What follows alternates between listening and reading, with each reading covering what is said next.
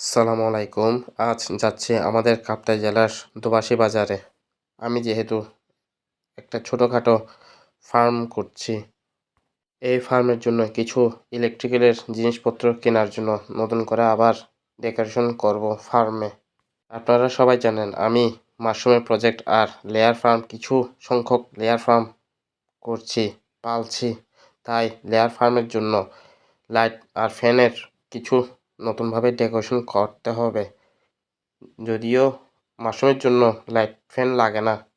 আজ হচ্ছে 14ই রমাদান। আমার বড় ফুফুর ছেলে যেহেতু একজন ইলেকট্রিশিয়ান মিটারসরে বিএসএমে চাকরিরত আছেন, তাই ওকে পেয়ে আমি একটা এস্টিমেট দিলাম যে কয় গজ কয় ফুট তার লাগবে ইলেকট্রিক্যালের তার, সেটা একটা এস্টিমেট দিতে। তাই ওর কথার অনুযায়ী 200 ফুট তার নিলাম, আর ইলেকট্রিকের জিনিস কিছু নিলাম, আগে ভাগে নিয়ে নিলাম কিছু। এই রোজার মধ্যে কাজ শুরু করব, আর না হলে রোজার পরে মাসখানেক পরে কাজ শুরু করব। তাই কিছু সংখ্যক ইলেকট্রিকের জিনিস নিয়ে নিলাম আগে থেকেই।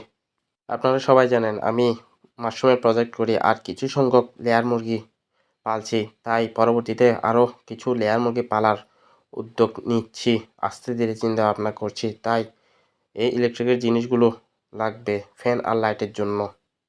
আর আপনাদেরকে একটা মেসেজ না দিলেই নয়, আমি যেহেতু মাশরুম করছি তাই এই 26 সালের নভেম্বরের দিকে আপনাদেরকে আর মাশরুম ফ্রেশ কোয়ালিটি মাশরুম দিতে পারবো না। কারণ মাশরুমের জন্য যত প্রসেস প্রথম দিক থেকে করা লাগে, সেই প্রসেস প্রথম দিকের প্রসেস আমি মজুত করে রাখতে পারিনি। তাই দুঃখবশতে আপনাদেরকে ফ্রেশ কোয়ালিটি মাশরুম দিতে পারবো না।